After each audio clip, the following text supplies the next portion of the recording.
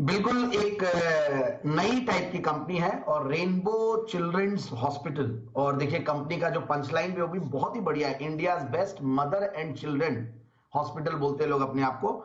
और 24 साल की हो गई है ये कंपनी। अब बच्चे की बात आती है तो और देखिए बहुत ही जबरदस्त मल्टी स्पेशलिटी पेडियाट्रिक ऑब्स्टेट्रिक्स और गायनिकोलॉजी और इनके हॉस्पिटल्स का चेन है। और मैं 3 अलग अलग पेपर्स पढ़ रहा था अनिल जी, एक में 14 लिखा हुआ है, एक में 15 लिखा हुआ है और एक में 18 लिखा हुआ है। तो फाइनली जो क्रेडिट रिपोर्ट में लिखा हुआ था और लेटेस्ट क्रेडिट रिपोर्ट है तो वहां से मैं ले रहा हूं 18 इनके हॉस्पिटल्स है, अच्छा इंफ्रास्ट्रक्चर बना रखा है करीब चारों स्टेट्स में, साउथ के जो चारों स्टेट्स है, नॉट केरला, बाकी तेलंगाना, कर्नाटका, हैदराबाद, आंध्र प्रदेश, तमिलनाडु, इन सब में इनका इंफ्रास्ट्रक्चर है। और 1550 से ज्यादा प्लस के बेड्स की इनकी कैपेसिटी है, तो बहुत बढ़िया बिजनेस इंफ्रास्ट्रक्चर बना रखा है। और जैसा कि मैंने कहा 24 साल के 1999 से कंपनी कार्यरत है। और सबसे बढ़िया बात है बहुत जबरदस्त इन्होंने अपना ऑपरेशनल ट्रैक रिकॉर्ड बनाया है, बहुत ही बढ़िया। इनफैक्ट फाइनेंशियल प्रोफाइल भी है, मैं देख रहा था, क्योंकि देखिए डेट्स लेके हॉस्पिटल का कारोबार है, थोड़ा इंफ्रास्ट्रक्चर खड़ा करना पड़ता है तो डेट्स लेना पड़ता है। और जब डेट्स लेते हैं तो हम साथ में ग्रोथ देखते हैं और इंटरेस्ट कवरेज रेशियो देखते हैं। तो interest coverage ratio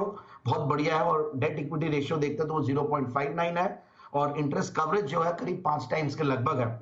so that's again good. और हॉस्पिटल्स के रिजल्ट आज हमने देखा, नारायण हृदयालय के भी रिजल्ट्स अच्छे आए हैं। तो यहाँ पे भी हालांकि अभी तक दिसंबर के रिजल्ट्स इसके आए नहीं है, आने वाले हैं। और अब जो मैं दूसरी बात देख रहा हूं, इनके ऑपरेटिंग प्रॉफिट मार्जिन्स बहुत बढ़िया है, मतलब 35% की ऑपरेटिंग प्रॉफिट मार्जिन्स पे कंपनी काम करती है।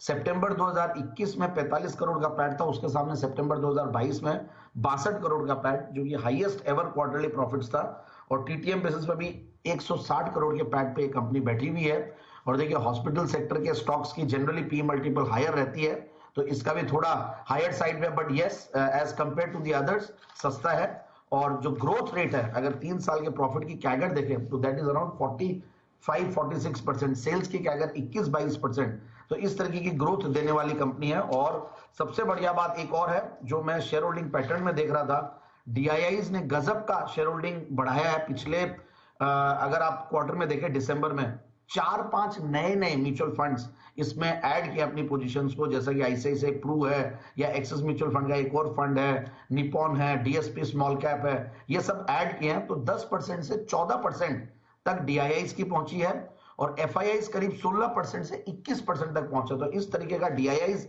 एफआईआईज का कॉन्फिडेंस और पब्लिक शेयर होल्डिंग में भी कुछ रिनाउंड नेम्स रहे हुए हैं।